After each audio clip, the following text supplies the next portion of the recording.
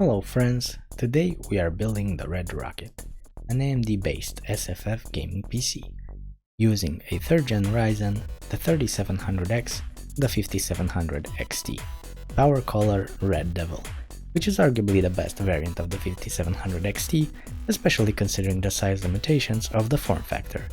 We are cramming all of this into the DAN case, cooling the 3700X with a diminutive Aztec 645 and using the Asus 470 as a motherboard and 32GB of RAM.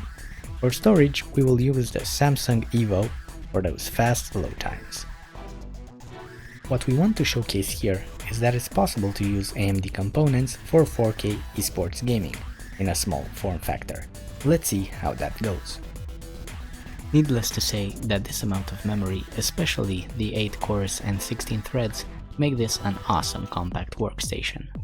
Our purpose today though is building a badass, a very portable LAN party gaming rig and workstation. You can just throw this in your backpack and be ready to go have fun with your friends old school style. Let's talk a bit about the components. We are going with the Ryzen 3700X for a bit of extra core speed, which is important for gaming, but the 3600X would also be a great solution, especially for the slightly better cost to performance ratio. We chose not to use the 3900X as it would put too much strain on the cooling solution and it provides little to no extra value in games.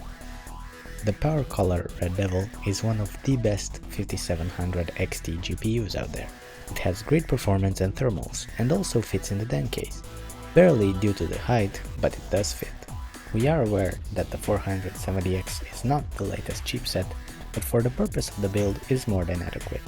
You can actually choose something with a B450 and beefy VRMS like Gigabyte 450. The Aztec AIO is very competent for its size, arguably the best you can do at this radiator size, and can adequately cool 3700X even under extended workload. Also, compared to the previous version, this one has rotatable pumplets which make things a whole lot easier in this form factor. We are using Noctua's slim 14mm fan as the radiator cooler for the best thermal performance, noise level, and reduced available space we have to work with. We need all the space we can get, because fitting all this horsepower in the DAN case is going to be a challenge, as it always is when building in this format. For storage, we chose the Samsung Evo 512, which needs no introduction really. It's one of the best performing SSDs on the market, and using an M.2 drive is great for read and write speeds, for the reduced load times in games, and also using the PC for work. An additional advantage in this case is of course that it takes no extra space, which is great. We are using Corsair's Vengeance dual channel 32GB kit for RAM for that low profile. It's a bit overkill, but then again, you can never really have enough RAM. Looking at you, Google Chrome. For the power supply, we decided to go with Corsair's SF600. The SF series from Corsair is already the go-to for the SFF format due to the availability and the price-performance ratio. We are also using the Platinum cables, as they are easier to fit in the DAN case and they look significantly better too. The best build order in the DAN case in our experience is motherboard first, with the CPU and SSD already mounted. And if you chose to use an air cooler like the Noctua or the Black Ridge, you should also have your RAM installed and also make sure to plug the power button and USB 3 cables in the motherboard at this time. Also, make sure to install the correct mounting solution for your cooler. If you're using the Aztec, you also have some flexibility with this.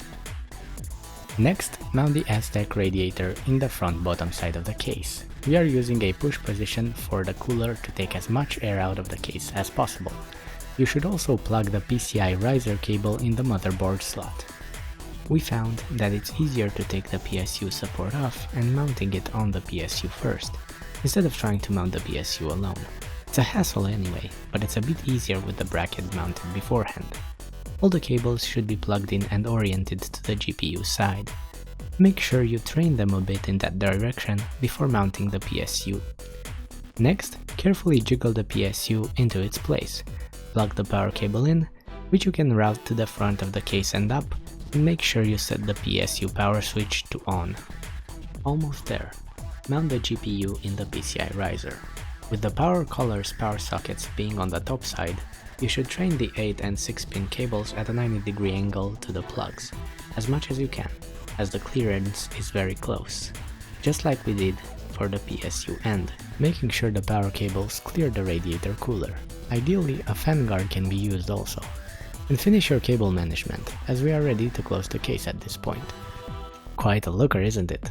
We really like this build. It's a little powerhouse, it looks great, it performs great for both games and work, and the DEN case makes a great job of looking pretty as always.